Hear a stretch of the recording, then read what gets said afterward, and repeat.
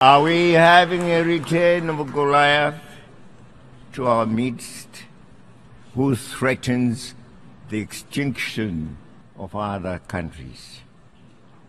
And may I say to the United States President, Mr. Trump, please blow your trumpet. Blow your trumpet in a musical way towards the values of unity, peace, cooperation, togetherness, dialogue, which we have always stood for and which are well writ in our very sacred document, the Charter of the United Nations. Upon those values,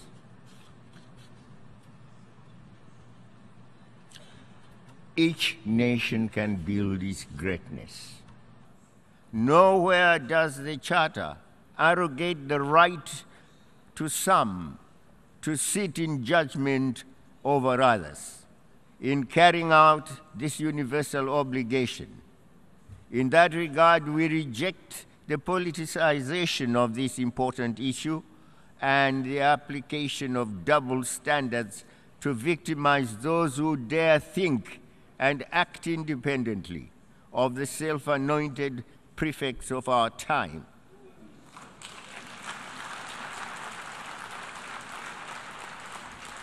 We equally reject attempts to prescribe new rights that are contrary to our values, norms, traditions, and beliefs. We are not gays.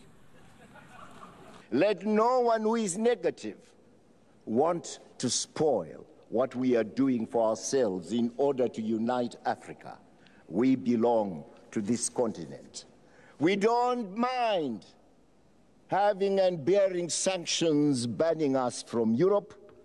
We are not Europeans. We have not asked for any inch of Europe, or any square inch of that territory. So, Blair, keep your England and let me keep my Zimbabwe. Regime change, Mugabe should not be there, we want someone else. The creator was telling me the other day that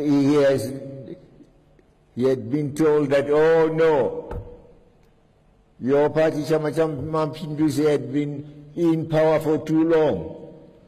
You must now allow another party also to take over.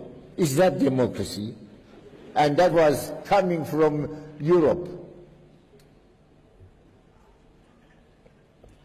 Tell them to shut their mouths. If Blair said, I'm no longer willing to pay for the land, should we have just folded our hands and say, oh, Lord Almighty, I pray in the name of the Father, Son, and the Holy Spirit? Goodness me, no. Blair, and who was he? Just a Prime Minister of Britain. I'm President of Zimbabwe. So that's why we say, okay, it's your money, keep it. It's our land, we will take it. Balance. Fair. Your Excellencies, we must examine why 10 years after Rio, the poor remain very much with us, poorer and far more exposed and vulnerable than ever before. Our children suffer from malnutrition, hunger, and diseases, compounded now by the deadly HIV/AIDS pandemic. The betrayal of the collective agenda we set ourselves at Rio is a compelling manifestation of bad global governance, lack of real political will by the North, and a total absence of a just rule of law in international affairs. But they would want. Indeed, ours is an agrarian economy, an imperative that renders the issue of access to land paramount. In our situation, Mr. President, this fundamental question has pitted the black majority, who are the right holders and therefore primary stakeholders to our land, against an obdurate and internationally well-connected racial minority, largely of British descent, and brought in and sustained by British colonialism, now being supported and manipulated by the Blair government. We have said, even as we acquire our land, we shall not deprive the white farmers of land completely. Every one of them is entitled to at least one farm, but they would want to continue to have more than one farm. More than one farm indeed.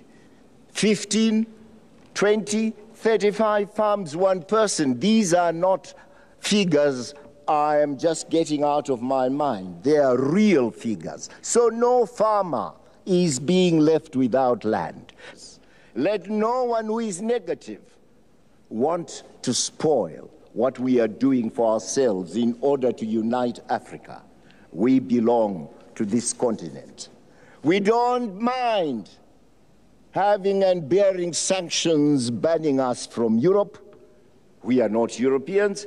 We have not asked for any inch of Europe, or any square inch of that territory. So, Blair, keep your England and let me keep my Zimbabwe.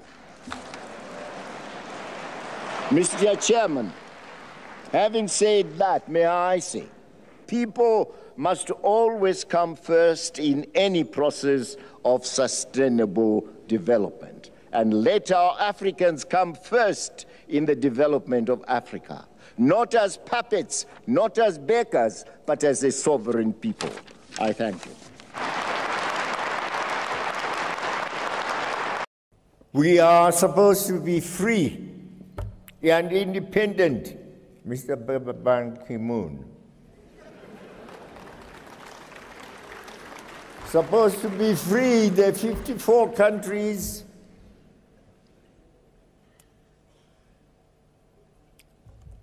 We come to the United Nations, it's ceremonial. Every year, September, we are there. We pay lots of money to go there. And to the General Assembly, we make speeches, we go back home, year in, year out.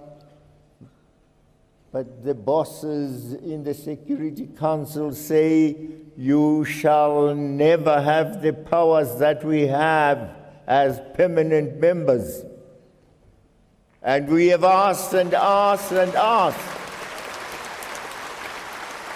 And asked and asked. Reform the Security Council.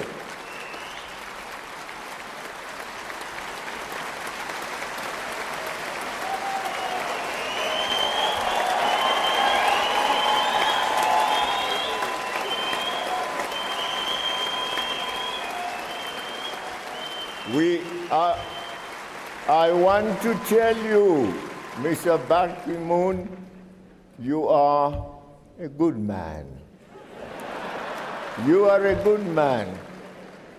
But of course, we can't make you a fighter. That's not what your mission was. We will fight a fight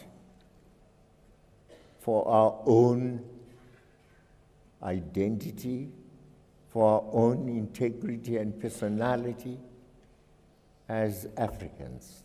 We are Africans.